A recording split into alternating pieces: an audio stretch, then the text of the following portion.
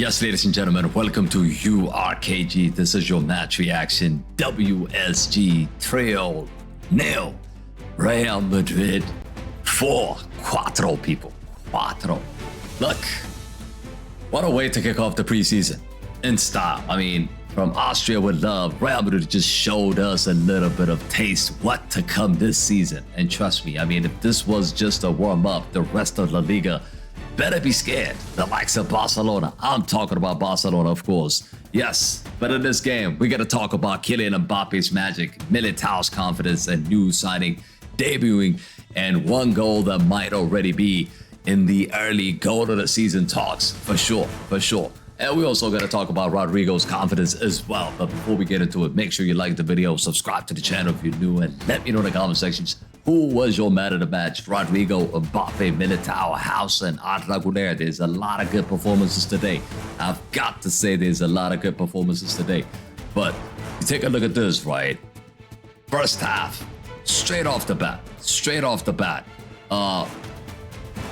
Militão opens the scoring early on with a looping header. It was a really incredible header. I mean, he finished that ball like a striker. It was a ball that came from Brahim Diaz, really good crossing, and Militão, unbelievable header. It reminds me of the goal Cristiano scored against Sevilla years back. But yeah, he showed some confidence. Was out for a long time, and it's really good to see him back in the team. And we are desperate. I mean, we are desperate for a center back like Militão. Welcome back, my brother. That's what I would say. And then, of course, Kylian Mbappé scores moments later. Yes, first has to control it, and then instant shot, 2-0 lead Madrid. And Madrid dominance, it just clearly showed in the first 13 minutes. Dominated possession, the tempo throughout the whole first half. WSG had nothing on us. I mean, they had nothing. They had no answers. They had no clue how to stop the team. And we were flying in the first 20 minutes. And I think we put the gas off a little bit. We kind of slowed down a little bit the last 15, 20 minutes of that first half. And it finished basically the first half 2-0. And then the second half came again.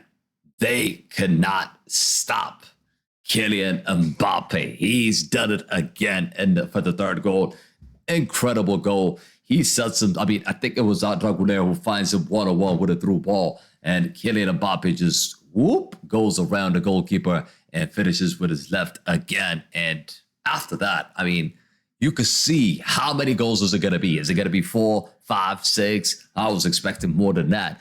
But it ended up just being 4. And Rodrygo coming off the bench and scoring and replacing, by the way, we're talking about replacing Vinicius Jr. He replaced Vinicius Jr. and Rodrygo came on and scored a beautiful goal, a beautiful 1-2 touch with Kylian Mbappe, and he slots it home, far post.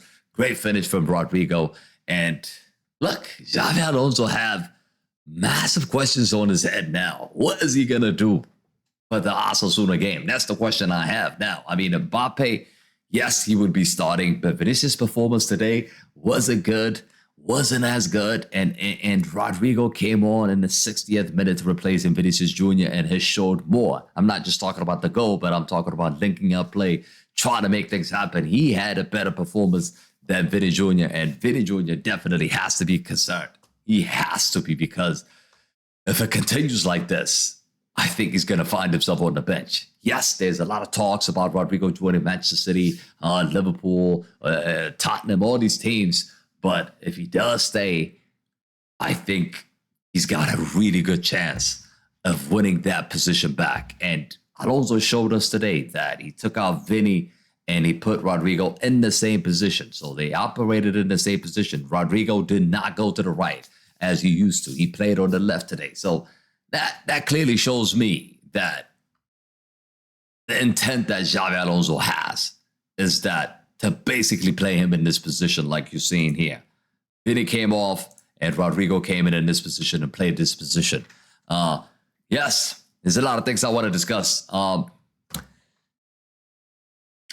Carreras, how did you see his performance? How would you rate his performance? I feel like Carreras was decent today. confident on the ball. And he linked up well with Vinicius Jr. in the first half. Yes, he was replaced by Frank Garcia, but I thought he had a decent game. I wouldn't say an incredible match, but I thought it was a solid game. But we've yet to see him be tested against a bigger opposition. So we're just going to wait and see. We're not going to gas him up now. But again, solid game from him. Another one is Trent, of course. We've seen Trent perform in the Club World Cup. But again, he's decent. He's decent today as well. Trademark passing range already on display. He added width and precise crosses and smart positioning as well in the game, which I thought was really, really good. Gonzalo Garcia is another one that I want to talk about. He came off the bench, but look, he had 2-3 moments and he didn't take it. He didn't take it. And again, a lot of people were saying, why is Endrick taking the number 9 and why Gonzalo Garcia didn't take the 9? I feel like Endrick is a much better striker than Gonzalo Garcia. Gonzalo Garcia had a really good tournament, but one good tournament doesn't mean you're the best player on the planet. And it showed today as well. Yes, he sits on the bench. He doesn't start games. He's not going to be starting games for Madrid, I think, anytime soon, in my opinion. And I feel like this setup right here basically is the setup we're going to be using against Osasuna. And Gonzalo Garcia will be on the bench. Yes, he's going to be a good option from the bench, especially now Endrick is not available until September or so. So Gonzalo Garcia will be useful.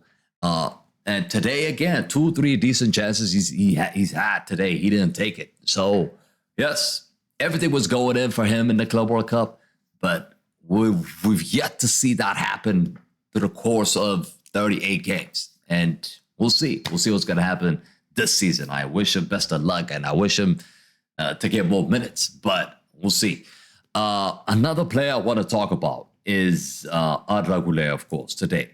Magnificent. I mean, everything we did today came through him. The link up between him and Kylian Mbappé was just outstanding. Everything we're trying to do, he reminds me of Ozil. Like, he moves like Ozil, and he's got more pace. That left foot just looks magical. He hit the post or the crossbar twice today as well. He had a really, really solid game today, and I thought he was magnificent. Traoré did get an assist. He played at a CDM. As we expect, he always does the dirty work, always protecting that back four, and he did that again today.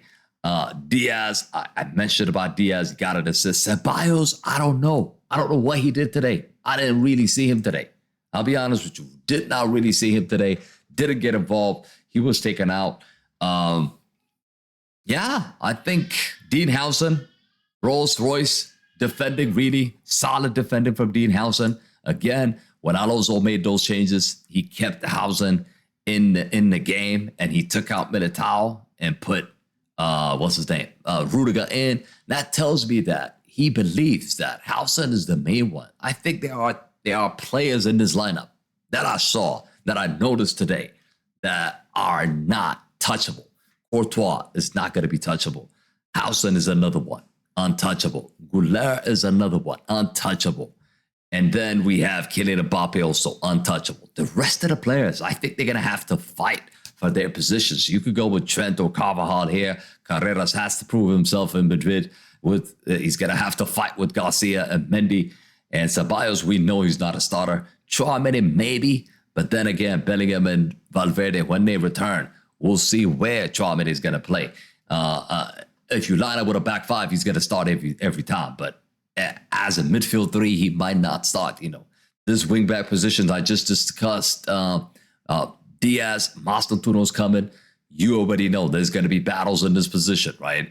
And Vinny, if Rodrygo stays, there's going to be battles in these positions too. So there's a lot of stakes, people. There's a lot of stakes. So it's interesting. It's entertaining. It's also exciting. And yeah, I can't wait. I can't wait. So I spoke about next game, right? This is going to be our next game, people, against Osasuna, 3 p.m. on Tuesday. Of course, we're going to be doing a watch along for that. Make sure you join us for that game. It's going to be exciting. The season is about to start, people. It's about to start. I've got my whole prediction for La Liga, which is coming out tomorrow. Make sure you check that out. Make sure you check that out. Top 6, relegation, Champions League winner, Europa League winner, Copa del Rey winner, and Spanish Cup winner as well. We discuss everything in there. But yeah, thank you for watching. That's it, people. Thank you for watching. Again, let me know in the comment section your thoughts about this game. Who's your man of the match? How did you see the tactic with Xabi Alonso setting up with a back three or setting up with a back four? Which one do you like? Let me know in the comments. As always, thank you for watching. I'll see you on the next one. Peace.